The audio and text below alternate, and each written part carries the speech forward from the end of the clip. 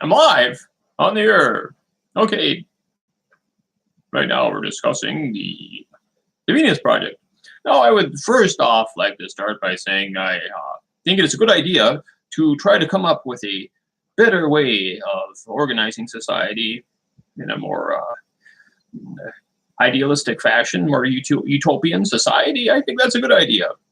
That's great, and we should be working toward it. And I think there's a lot of good things about the Venus Project, but I'm here to provide some cautionary thoughts about the potential problems that could arise if we actually started, if there was an attempt to try to start a Venus Project on a large scale, something like across the country, I mean, across the entire world.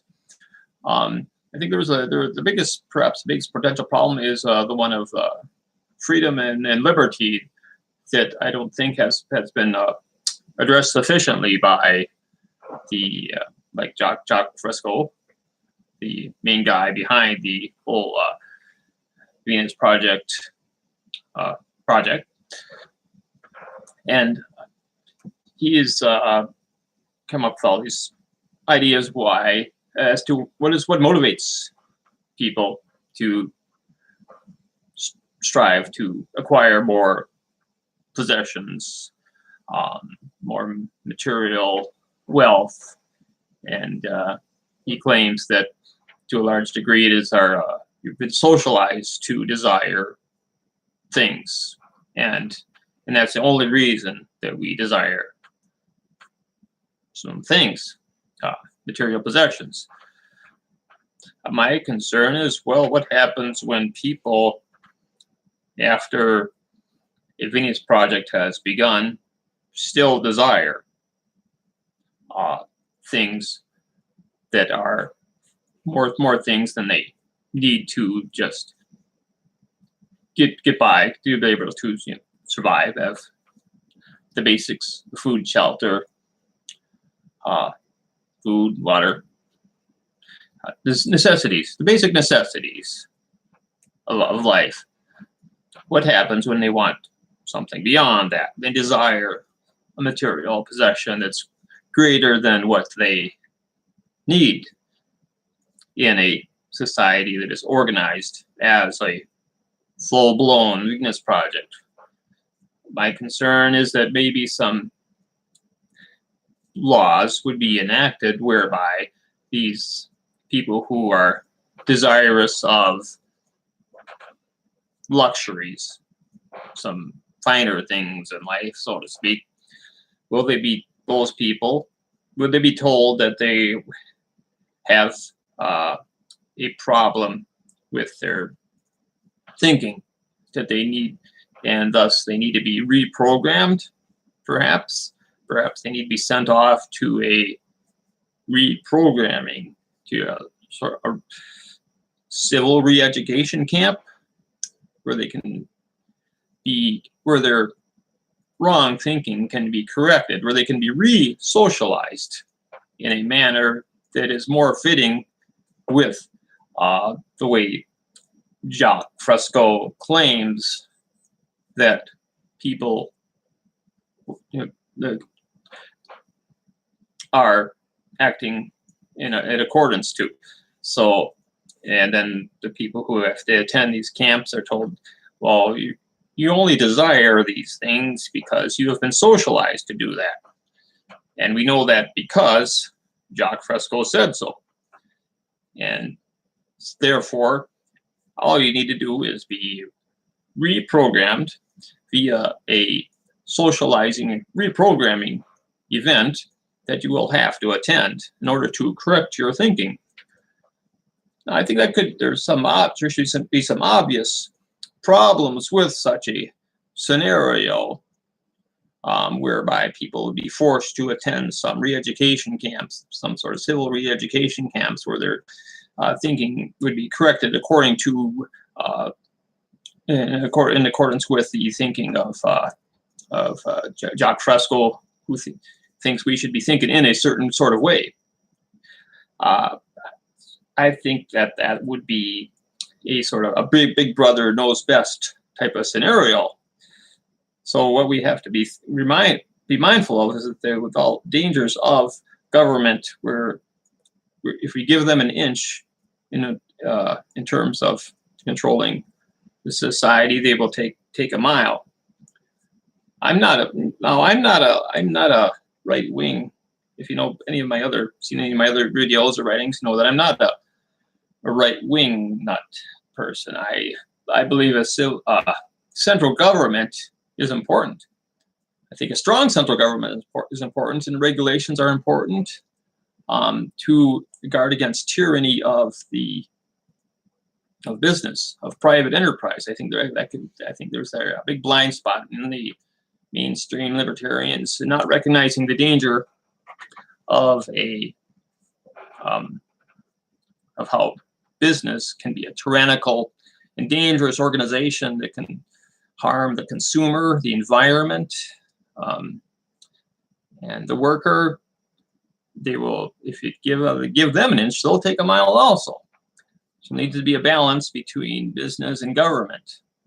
But at the same time, I think history has shown that there's a great danger in if we give too much authority to the government in controlling the lives of the people. They will take advantage. The government will take advantage of it. You'll get some megalomaniacs in power, and they will go to great lengths to control the population.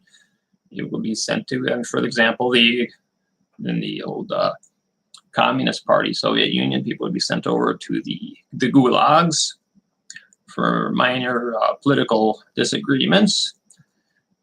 And that's the biggest problem, I think, with the Communist Party, communism in the past, is that there has not been a recognition of the importance of protecting the rights and freedoms of the citizens. But that's not a necessary aspect of communism. There's no necessary connection between the economic principles of communism and restricting the freedoms of the citizens.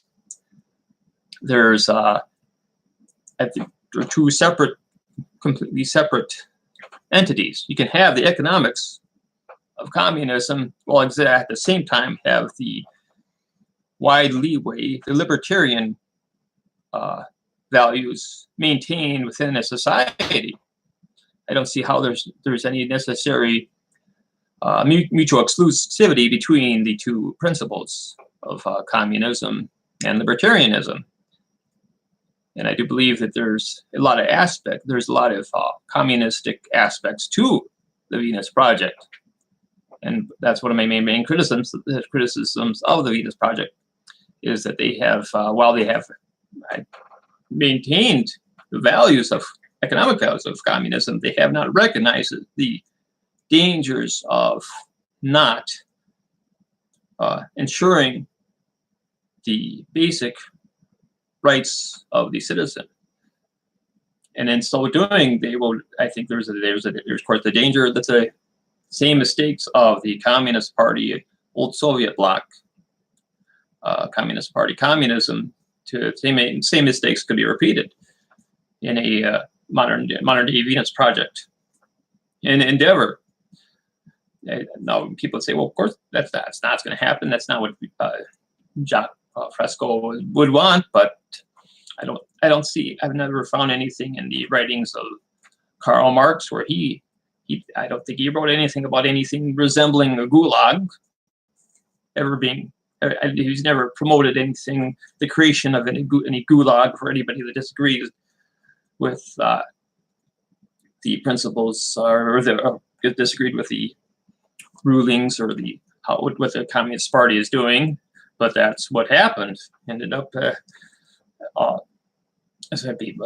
thousands, millions, I think, got sent to the gulag just for disagreeing with the Communist Party. That's all horrible. It was awful that happened. And also another something I think that's germane to the topic would be the Soviets starting up those farm collectives. mean, I think a farm collective might be a good idea. Maybe we could sort of start something like that, and it would sounds kind of similar to what the Venus Project is advocating for. But attending the farm collective or becoming a part of it should be completely voluntary. The Soviets and Stalin made a huge mistake of forcing people to go to these farm collectives. We had these nice, idyllic, small family farms where people were perfectly content and happy there. And then Stalin forced these farmers off of their private family farms and into these farm collectives. So, I mean, of course that's going to mess. Of course that's a huge mistake. People are going to hate that.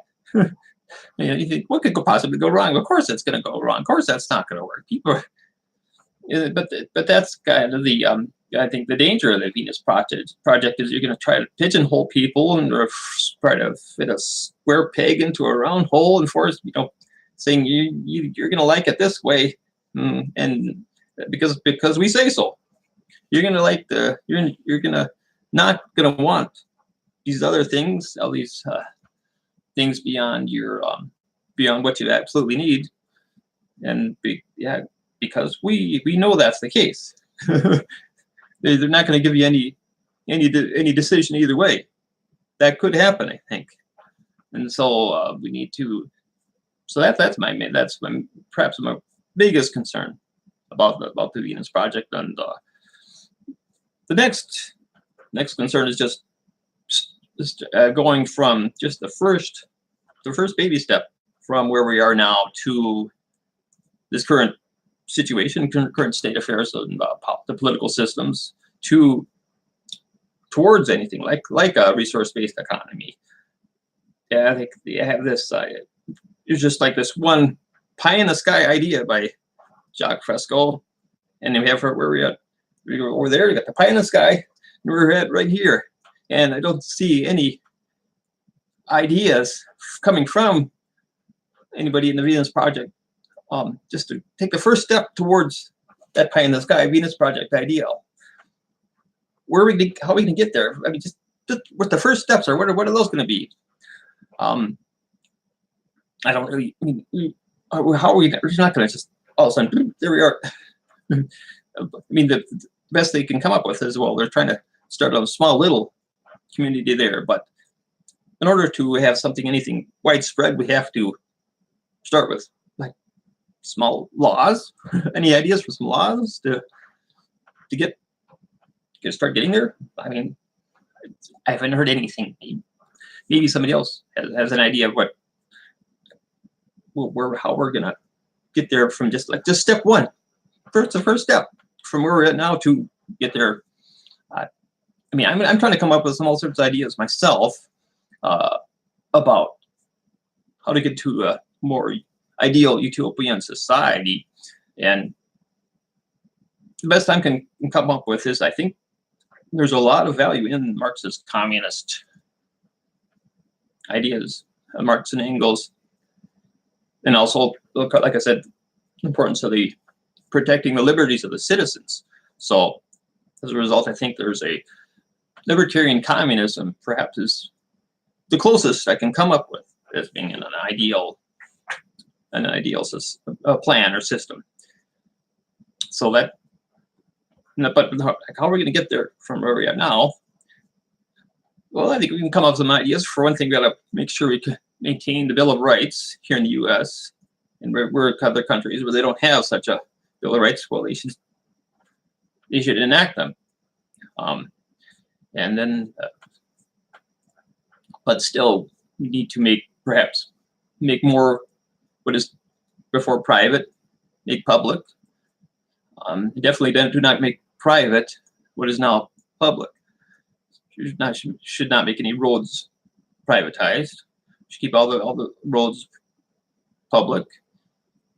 But what is some of like the utilities that are private, we should make public, such as the broadband. You can make that as a community owned.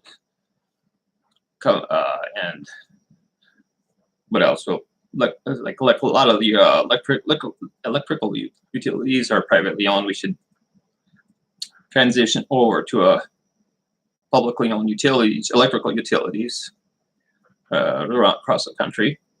So, and one idea that I've long advocated for is to have the pharmaceuticals, medicines, and medical devices, have them be nationalized. I think we could get away from all the price gouging and medical shortages within it. There's a lot of ERs have medicine shortages. It's become clear that capitalism is a very poor means of delivering medicine. Medicine is a necessity. It's a utility, and I think it's clear that all utilities are best served by public ownership. And as a result, we could therefore we need to transition medicine over to the public sector. That should be a community-owned entity where it has the ability, and it should be delivered according to need to the patients. As it is now, we have something of a Rube Goldberg device in medical delivery of product. There's a thinking, well, we got to get, in order to get this medicine to the patient, one hand, we have to, medical field says, well, we got to get it to the market in order to get it to the patient. So we got to find some way to get the pharmaceutical giants and the medical device manufacturers to both recognize what the patient needs, and we got to show them, show the pharmaceuticals, or hopefully they recognize that it's going to be profitable for them to get that medicine there to the patient over here. But if they don't recognize that it's going to be profitable, then why should they care? The big drug companies and medical device manufacturers, they don't, all they care about is profit. So so I don't understand why we can't just say, well, if we know the patient needs this, well, let's make it and then get it to them. We the people. It's good. The government has the ability, they have the technology, they can deliver it to the patient that needs the medicine at cost or free, but we need to make sure that they get it. Unlike the current system where we have all sorts of price gouging and drug shortages in the ERs, it's a big mess. It's a disaster. So there's nothing that's going to be, nothing about that. The government taking over drug manufacturer and medical device manufacturer and distributing to the patients. Sure, it's communist. It's a communist economics, but it's not communist tyranny. There's nothing tyrannical about it. Nobody goes to a gulag. Nobody's forced into. Nobody goes to prison. It's just the opposite of a tyranny. It's the freeing people from the tyranny of the drug companies, of the price gouging that they do, and having to fork over so much. And for like people that need to buy insulin, they having to fork over just absurd amounts of money. That's tyranny. That's what the people need to be freed from, that tyranny, by having a communist system in terms of the economics of medicine. Their communism would be freeing us from the tyranny of the drug companies and the medical device manufacturers. So yeah, if it creates more freedom, yeah, then we need communism. But we got to measure it with make sure that the only reason that we are implementing these communist economic principles is for the individuals. It's for the citizens. It's to improve their freedom, not take it away. It's to help them, and that's what we need to always keep in mind, and have strict safeguards to ensure that. And well, I think that this video's gone on long enough. I think I'm going to sign off from here and leave it at that. Although, thanks for watching. If anybody does watch us, thank you very much. And thank you and good luck.